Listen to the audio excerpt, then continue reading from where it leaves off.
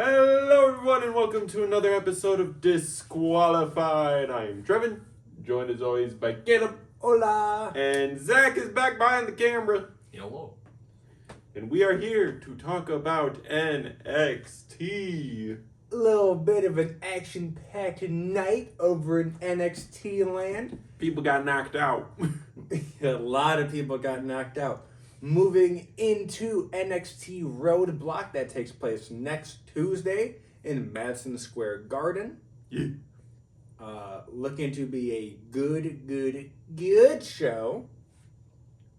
But for a good surprise, not really surprise because it was advertised, our first match of the evening, because we're just going to jump right into things. Yep, NXT usually just jumps into matches, doesn't really have opening promo work. Was your tag team match of your Women's United States Champion Chelsea Green with her tag team partner Piper Niven versus the team of Zarya and Sol Ruka. This match cooked. Cooked. Chelsea got busted open, though. Yeah, at some point in the match, mid-match, Chelsea got busted open and was bleeding from her nose. Yep. But Soldiered on. Yep, but to a surprising turn of events. I mean, we kind of suspected which team was going to win, but who got pinned was a surprise after a bunch of finishers comboing, including a spear, a couple F5s here and there, and then to finish it all off, a Soul Snatcher for the 1-2-3 with Sol Ruka pinning Chelsea Green. Yeah, really good ending to this match. So this is related to 2K25 that's coming out. The DLC list dropped today. Time for the first tangent of the episode. Zarya is not in the game. Nope. She will not be DLC at all. The remaining roster spots, instead of giving it to people that have wrestled, people that have, done shit for the company. People that make sense. They're giving it to two celebrities, which I am already guessing is either iShowSpeed or KSI. Not both, but one of them. And Travis Scott. And then 3 NBA players. The NBA drop, when I saw that, I was like, huh? Yeah, no, I looked at this list when I first woke up. I rubbed my eyes. I scrolled down Twitter to see another list, and it was still there. I thought I was going crazy. Yeah. Look, I play the 2K games. I play both of them. Not PGA, because I don't mess with golf like that. If I wanted to play as basketball players, shock, I'd play your other product. Just like if I was a NBA fan and my team is highly successful, if I'm playing my team and wrestlers show up, I don't know. Actually, you know what? That's a bad analogy. Because sometimes they add rappers to my team and people go crazy for it. So, actually, what do I know? I think it's a waste of space. You could have given it to many other people that are in the company that aren't going to be in this game. Yeah.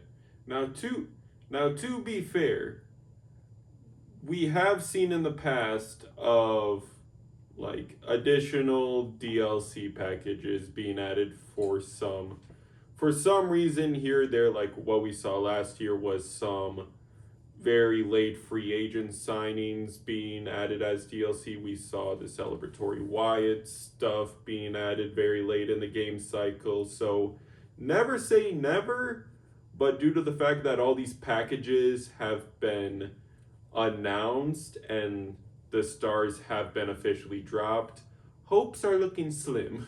Yeah, it's just Penta was very late in the development cycle for 2K. And now people like Zarya, who have been in the company longer than Penta, aren't getting pushed into the game. And it sucks. But, I mean, that's not on Penta. That is merely on 2K for adding 3 basketball players because it's going to be Tyrese Halliburton. It's going to be LeBron. And he said it in the car. It's probably going to be Shaq. And there's your 3 basketball players. Yeah. But speaking of some people who aren't in the game, we cut to our first backstage promo with earlier today's slot to talk about how this happened earlier today, obviously. But we see Jordan Grace talking with Ava about. She's in the game. Oh, she is? Yeah, Jordan made DLC. Oh, neat. Yeah, Jordan made DLC, which is cool. Would have been really annoying because they literally teased her in the DLC pack images leading up. No. And if she wasn't in there, it's like, what the fuck are we doing here? Yeah, neat. But she's here talking with Ava about potential opportunities for her, also talking about how she felt disrespected by Roxanne. And then walks Roxanne's former BFF, Cora Jade, bragging about how Ava has just signed off on a TNA Knockout title opportunity for Cora against Masha Slamovich. Yep. And Cora basically saying, like, when I win, I'm going to take this title to places that it's never been because you or Masha aren't as marketable.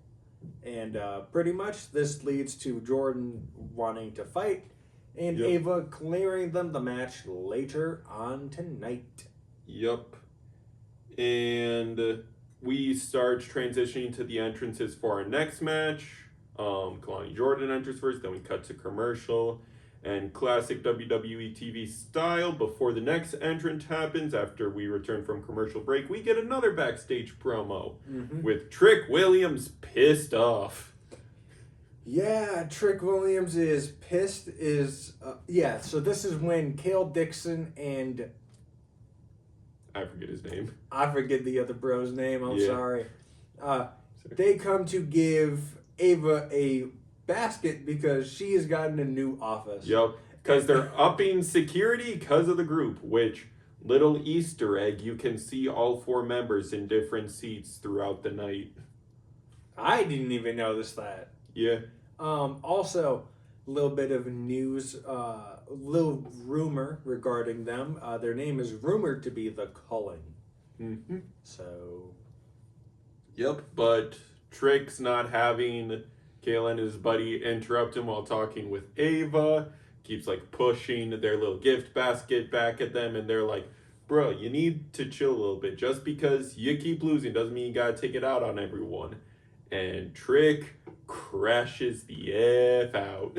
Yep, and so it's made official later on in the night. Cale Dixon versus Trick Williams. Yep. And that is quite a match.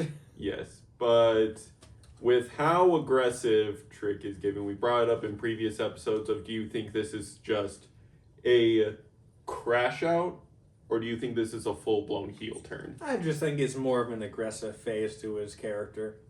I mean, everything he's saying is completely true.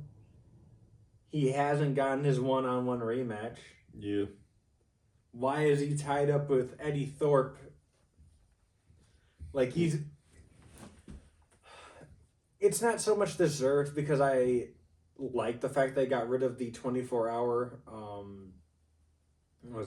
rematch clause. Mm-hmm. And because they moved away from Sunday PLEs. But it was cool to give people at home a free title match. Mm-hmm. But they just got predictable. Yeah. Very rarely did they win it back the next night. And when they did, it was in the case of, like, I think Zack Ryder might have been one of the last few ones. He won the IC belt and then lost it the next night. So, I mean, I think it diminishes the feud.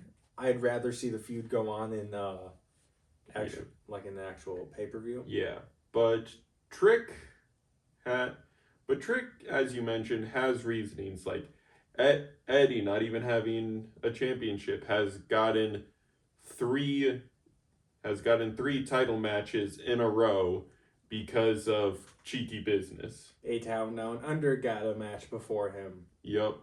Yeah, no, And he's completely justified. yeah, he's like, I was the actual former title holder. Why can't I get a rerun? Yep. Yep, no, those are all fair criticisms. Yep. But now we cut to Jada Parker making her entrance, and we get on with this match between Kalani Jordan and Jada Parker. Oh boy! Oh boy, this match cut. It did. We saw these two just go at each other. There might not have been an Extreme Rules stipulation or whatever. It didn't need it, man. It didn't need it. Hey, after weeks of the build-up, weeks of the anticipation, I think this is their first one-on-one match. Yep. Give me a 7-match series. Come on, run it back 6 more times. I need that shit in my veins. Yeah. Because these two just went for the throat against each other. Yeah. The stuff they were pulling out of their bags. Man, it was really good. It ends with a little scuffle on the outside. Yep. Jada goes for the hypnotic into the ring steps, misses, throws Kalani back in the ring, and another hypnotic into a 1, 2, 3. Your winner for this bout is Jada Parker. Yeah, Miss Parker got her win. Yep, and then she tells the camera person to come closer and says, Julia, Stephanie, I'ma be on ringside for your match next week. And just know, whoever wins that match, I'm coming for them. Yeah, you know what's funny? It's not funny. I hope they don't just give her the second belt. But it would be funny if they just give her the second belt. They're like, here you go. Here's the North American title.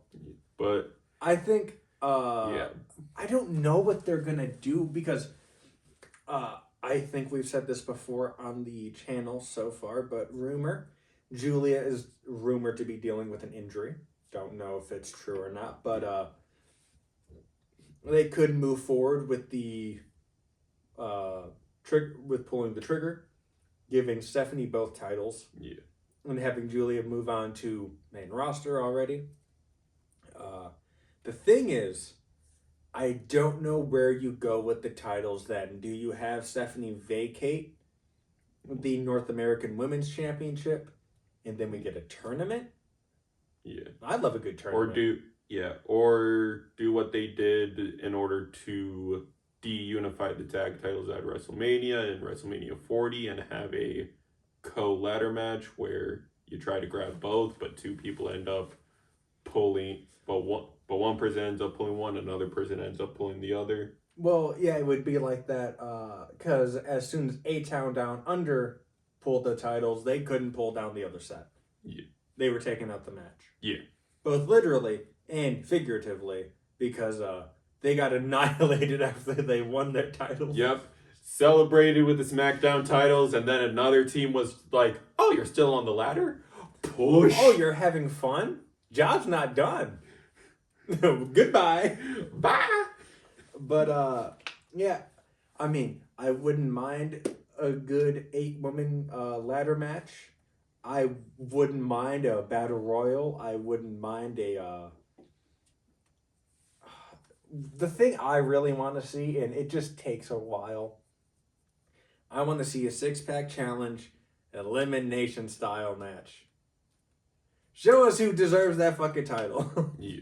Show us who deserves that title. Yeah. It's very easy for a heel to win that. They can sneak around and hide the whole match and then roll up the person at the end to win, and you get a heel running it, or you can have like a Brave babyface that runs the whole gauntlet. You can Mhm. also do a gauntlet style. Well, this is just ideas if they vacate one of those belts. I want to see some extravagance come with Yeah. the new Because winner. that's something that the internet community is actually talking about. Is like when this match first got announced, everyone was pushing it off, being like, "This ain't gonna have a conclusive ending." But now, as they continue to advertise this match, the internet is starting to recognize, "Oh no, two champions are entering, one champion is leaving." Yeah, because they've given hints that people are going to interfere with Fallon not even getting her rematch. Mm-hmm. They could write their way out with Fallon interfering in the match. That could very much happen, or they could both fight off Fatal Influence. We don't know. Just hope that whatever happens Yeah. is interesting because NXT is cooking, and Yes. this is a very good way to Yes. press the e brake in the middle of the highway. Yeah. Which to be fair, if you look back at the history of WWE, almost every championship has gone through a phase of being unified with another. Yeah, it's just I fear because the last time, other than the Universal and WWE belts, of course, last time a title got unified was the Men's North American Championship and the NXT Cruiserweight Championship. The Cruiserweight Championship just got absorbed. Yeah. So I kind of fear that's might happen with the Women's North American title. I fear that it might just get absorbed. Yeah. Which sucks. But we have to have faith that things go well. We compliment Sean for his booking decisions quite often. He rarely misses, so patience is a virtue in this situation. Oh no, him I'll give a little leeway to Triple H on his ass. Yeah. When he fucks up. Yeah. Next up, we cut to a backstage promo with an interview with the family, as Tony D'Angelo is defending his title in the main event tonight against Shawn Spears, with family and family both on ringside. Yep, and they brought back a new in returning interviewer, and I forgot her name. Excuse me, but he said, "Look, my mother taught me that if I have nothing nice to say about a lady, not say anything." Yep. So, not gonna say anything. Yep, and he mentions how his back still ain't at 100%, that the concerns are warranted, that, he keeps bringing up Stacks being the underboss and he keeps giving him good advice, but he keeps on mentioning, as long as I'm around in NXT, I'm gonna lead this family the best I can, and the best way I know how to lead it is with my fist right now. I'm gonna punch that man in the face. Yep, and we'll see Tony D'Angelo later on for his match. Mm-hmm. And then we cut to a sort of press conference segment. Okay, yeah, this is the Oba thing, right? Yep. Okay. Yeah, I was gonna say, let's just mash these in together. Yep. Yep. Oba and Moose both have a press conference segment with the green screen. Oh, no, I think this was a legit set. I'm not sure. Mainly because they do a reverse angle. Yeah. Where Fallon's in there later for Yes. something that happens later. But it didn't look the best with how Oba was angled. It didn't look the best with Moose either. No. These two motherfuckers are too damn big. Yeah. It looked somewhat natural for Ava because she's smaller, but no. Yeah. But those two. Oh, yeah. So Oba is pretty much saying, like, look, Moose is a 5-star athlete. Yep. But I have fought people who are smaller than me. I have fought people who are in the same size category as me. And I have fought people who are even way bigger than me, hinting at his little stint against Ivar. Yeah, and at the end of the day, ruler rules. Yep. He is going to win. And then we get the inverse with Moose. And Moose basically says the same exact stuff that Ova said. Yeah, but he's like, but due to like how athletic and good I am, I'm able to hold both champion. I will be able to hold both championships and be able to take them to places unseen. Mm-hmm. Because one of Oba's points was he will be disgusted if the world rep for NXT ain't even from NXT. Yeah. Yeah. And then Ava has her little stint about how amazing of an opportunity this match is going to be. But we're going to cut you off there because the rest of this information is relevant to a match that happens, I believe, next. Yep.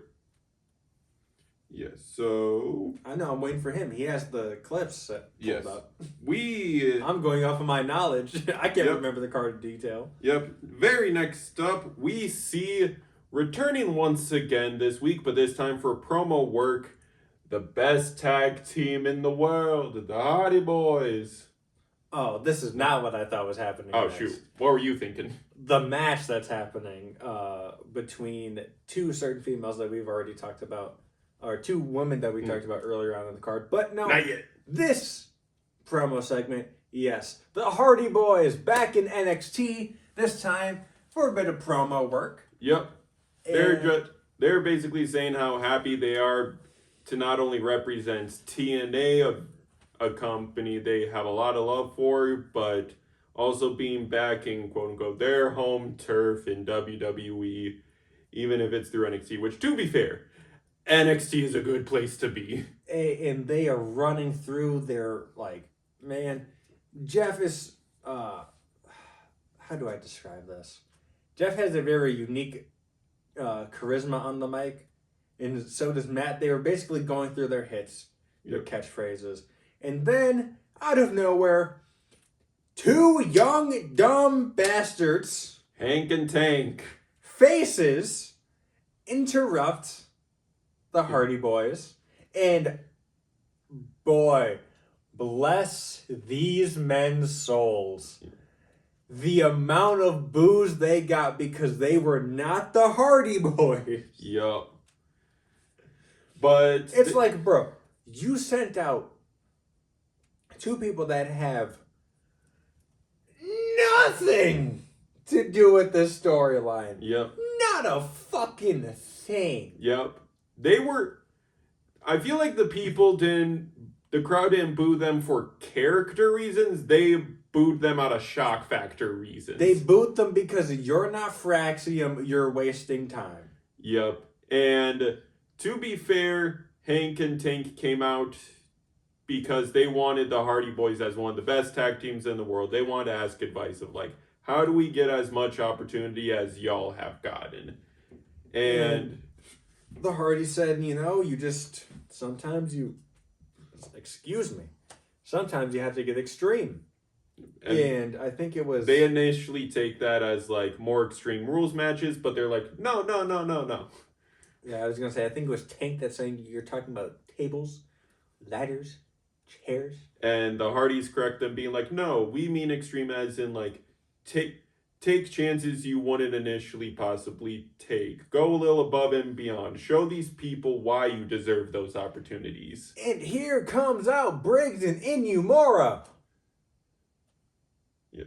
For some reason. Yep. And then, they come out and say, listen, the pity card ain't working. We get you're trying to butt kiss your way into a TNA title shot. But just like us with Fraxium, you haven't put in the work, so you probably don't deserve it. Heck, we deserve it way more than you. And Hank and Tank looking at each other, being like, "You're thinking what I'm thinking?" And they're like, "Yup, extreme!" And two suicide dives into them, brawling backstage. We're going to get a Hank and Tank victory on our screens in 2025, and I am utterly disgusted. I am sorry. It's just, I don't You get don't the like gimmick. You don't like the gimmick. I don't like the gimmick. It's nothing wrong with the two gentlemen. I'm sure they're great performers. It's just, hey, you could have given them any other gimmick. Them basic blue collar boys. I'm quite a fan of their in-ring work. The characterization and gimmick is 50-50 for me, depending on the day. But they go in the ring. Yeah, they go in the ring. I've seen some of their work. They're decent. It's just the character is not there for me. Ain't your cup of tea. Hey, man. After watching Briggs and Inumura, if I'm not getting another Briggs and Inumura Fraxia match, I'm sorry. I don't want it.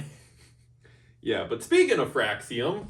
Fraxium appears out of nowhere like they do every week because they're superheroes. Yep. But how we transitioned to Fraxium being in the ring was sick. Because the Hardy Boys are looking at the two teams starting to brawl in the back, and it's Jeff? No, it's Matt Hardy. And he says, Fraxium, I knew you'd come. Yep. And they turn around, and right there, front and center, is Fraxium. Yep. And they once again reiterate the best tag team in history against the best tag team in wrestling today. Yep. They're facing one-on-one. Well, not one-on-one, I guess, but... Two. In a certain sense, one-on-one, because Yeah. it's one team versus one team. Yeah. Basically... But 2-on-2. Yeah. Yeah, basically, we are going to get a match of the year contender next week. There's so many already. I already know moment of the year is Cena's heel turn. I'm sorry to keep bringing that up, but that's moment of the year. Yeah, but match of the year, we're not even a week into March, and we're already getting fed like there's no other. They got to hold us over till Mania somehow. Yep.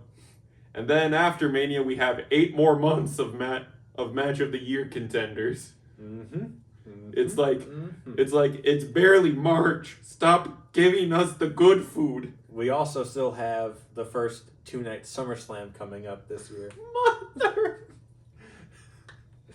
We have another King and Queen of the Ring tournament coming up. We have the draft coming up. WWE. I need appetizers before you shove 50 main courses down my throat. We still need to see my GOAT giving up this title when he eventually wins it. We still have potentially his retirement pay-per-view that's built around him. There's a lot of shit that we have. Yeah. There's going to be my rough estimate. And this is being really, really, really generous. I think we might see 15 match of the year contenders going forward. Not per week, no. No, but not per week. Throughout the rest of the year. Yeah. I'm thinking high point 15. Yeah. Low point 7. Yeah.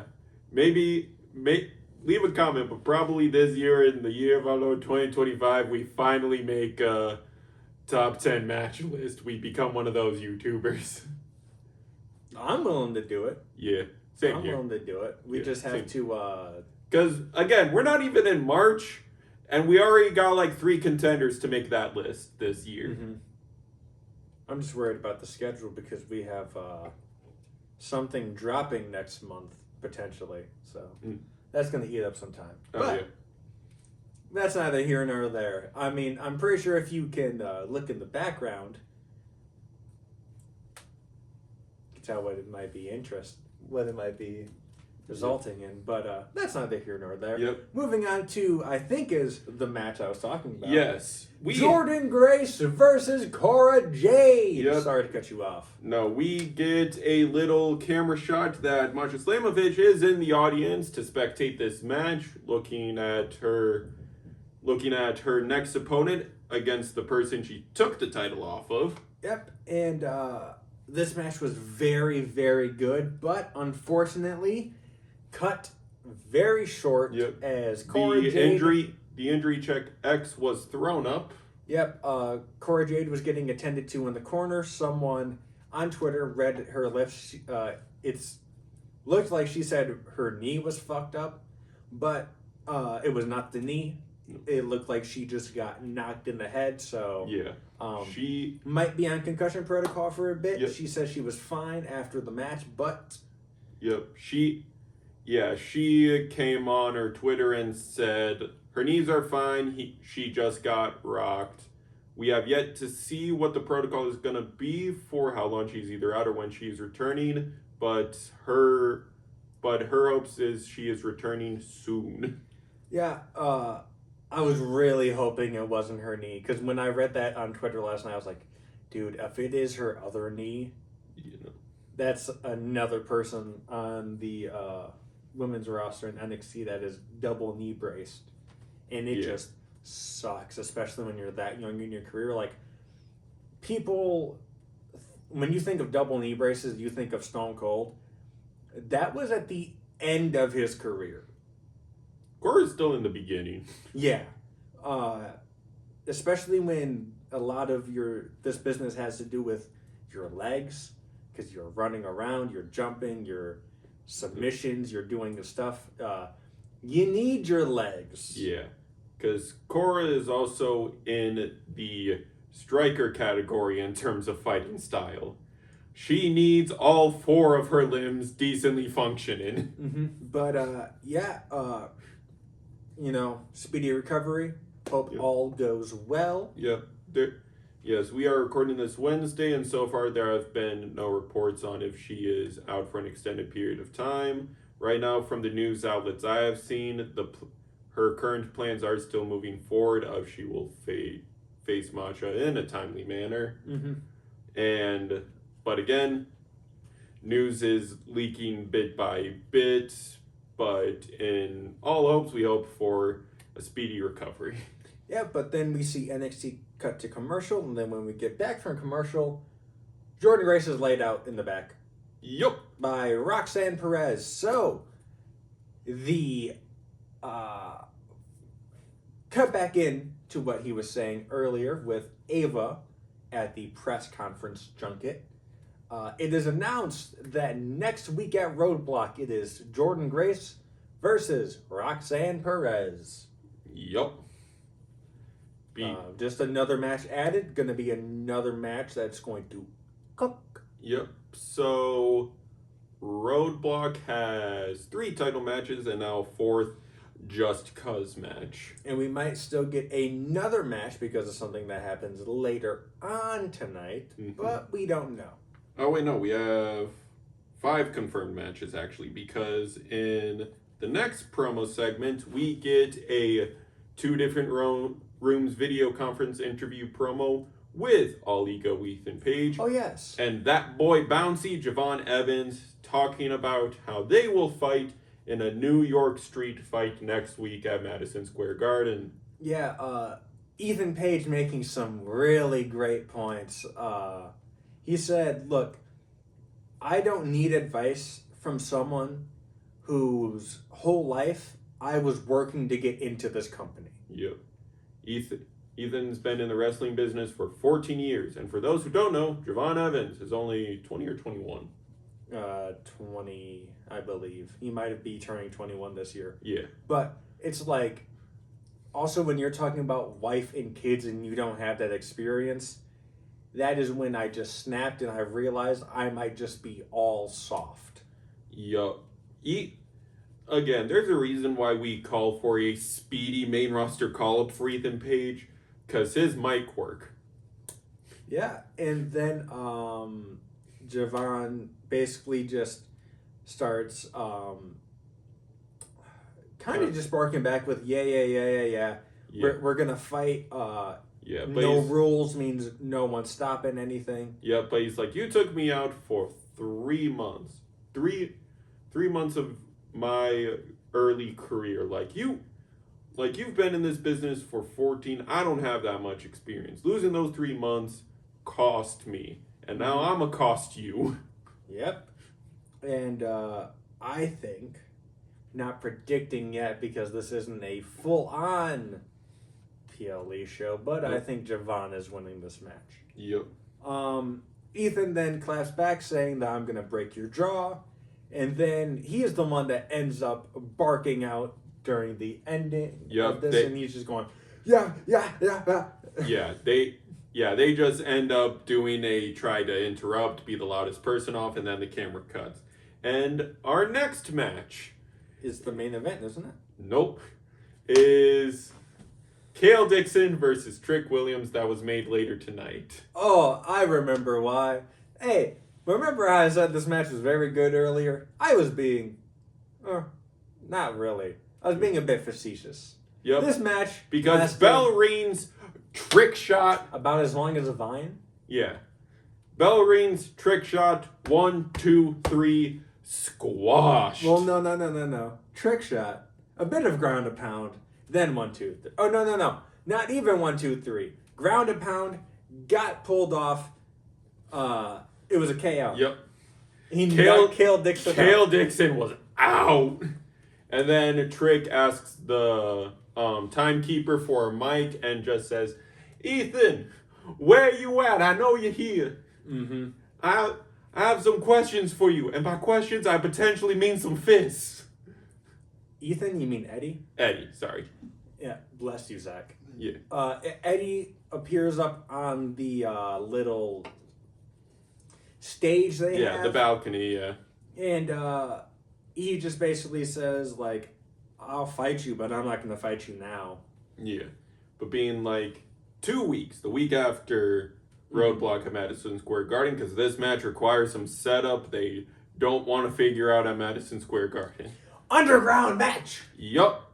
Which... Fuck out of here! Yes, which, as a reminder, this means the only way to win this match is either through making your opponent tap out or knocking your opponent the F out. Let's make Eddie look bitch made! Ah! Yep. I'm ready to see Eddie get knocked the fuck out. Yep. I'm gonna be like Craig and fucking Friday. Damn! You got knocked. You just got knocked the fuck out. Yep. Oh, I am so excited for this match. I'm especially excited for them to continually bury Eddie. Yeah, but I don't know. Maybe this is Trick's send off. Maybe not. We don't know. Yeah. I feel like his official send off is gonna be his rematch against Oba. Yeah. Stand and deliver. Yeah, probably at Stand and Deliver. Yeah. And then I think we finally start building towards a Worlds Collide at some point. Yes. I mean, we're already getting seeds with people actually fighting for others' titles. Yep. But now, our main event of the evening. as Shawn Spears is making his way to make his entrance, he runs into former AEW buddy Ricky Saints. I almost said Starks. Yeah, the Saint. It's weird because his last name is Saints. And I want to say the Saints come marching in, but that sounds plural. But the Saint comes marching in to the screen. I just like using that phrasing. It's just fun. Yeah. He comes marching into the screen, and he's just basically like, look, you got your own issues to deal with. Yep, and Spears sort of quoting Saint's gimmick is like, this revolution about to be televised. Yep, and after Spears walks away, the camera's still on Ricky, and he goes, what's everyone's issue here, man? Yep. It's every week. Yep, and now we move on to your match. And this match, once again, we sound like a broken record, but when it comes to NXT, 9 times out of 10, these matches cook. Man, I think Shawn Michaels is not alone in that kitchen. Chef Michaels is cooking, but he also has like Chef Ramsay in there. Maybe that dude from Ratatouille. Someone's helping him cook. Because he can't keep getting away with this. No, he can, and he will. It's not like I want him to stop anytime soon. No. So these two men just, it's not a hog fest in the terms of the word of like or a hoss fest in the meaning of the word of like two big men going at it. But this is pretty much damn near the closest to a hoss fest you're gonna get, other than Moose and Oba that's coming up next week. But these two men going at it blow for blow. They held no bars, except don't get DQ'd, because that's the one bar they have to hold. Yep, and after a bit of back and forth rigorous work. Yep, a little brawl on the ringside that ends up with both families getting in the ring for parts of the brawl. Yep. Channing Stacks. Yep. He gets into the ring at some point, and Spears kicks him into Tony, who's on the apron. Spears pushes him into Tony, who's Yeah. on the apron. And Tony lands back first on a chair that is outside of the ring. Yep, causing agitation in his already injured back. Yep, and Spears gets him back into the ring. He says, "Oh, what a shame," Yep. or something like that. He says, "Oh," he was like, "How's that for family?" or some shit like that. Yep, he hits one of his finishers. 1, 2, kick out. Cut to commercial. I don't think we cut to commercial. I think the match continues going because I think we get Tony going for the spine buster. Yep, but back giving out. Yep. And credit to Sean Spears. He's like, you know what? He collapsed. I don't got to do a big move. He just rolled him up. Yep. 1, 2, 3. And new NXT North American champion, the chairman. Sean Spears, the chairman. Yeah. What the fuck is going on? And See, I don't want to credit this to Cena's heel turn, but Cena's heel turn is sending shockwaves. Shit is unpredictable now. Yep. My belt just fell off. Yep.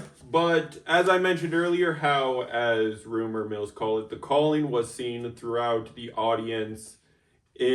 Throughout the audience during the show in different seats. During this match specifically, people were able to find all 4 members within camera shot of the hard cam. Hey, that's your homework. Find a way to go watch this episode and see how many men you could spot. Yep. But hey, this episode was so good. This episode of NXT cooked. Hey, Corey Graves said it on commentary himself. NXT is the hottest brand under the WWE umbrella, and we just keep rolling along. So, moving forward, once again, the game WWE 2K25 comes out Saturday. Yep. We should have some first game footage coming up within the next month. Yes. Not even going to lie and say it's within the first week. Might be first week. Yes. I hope it's first week, but who knows? Yes. Also within the next month, as we hinted earlier, something that involves this poster. More details to come out soon. Also in the pipe works, weeklies are still going to happen. Yep. Like we said, NXT predictions are going to be a thing starting at Roadblock. Stand and deliver. Or Stand and Deliver, sorry. Yes. Not Roadblock. Stand and Deliver. Yep. We should have a new belt, hopefully. We are predicting the entirety of Mania weekend. Hopefully your boys sitting here a double champ after the end of the weekend. We're playing hot potato with that title. Hey, as long as I have a title, I don't care. Also, of course, we have the Jeopardy coming up at some point within the next month, but with another cameo of Gordon. Yeah, but that is it from us here at Disqualify. It has been Caleb, joined with Trevin, Zach behind that camera. Not as always, but pretty much always. Mostly. 90% of the time, he is the man in the chair. And then the 5%, it's nobody, and the other 5%, it's Gordon. Yeah. What the? But be sure to like, comment, subscribe, or ring that bell 3 times so you know the match is over. Thank you for your time. Thank you for watching, and peace. Bye!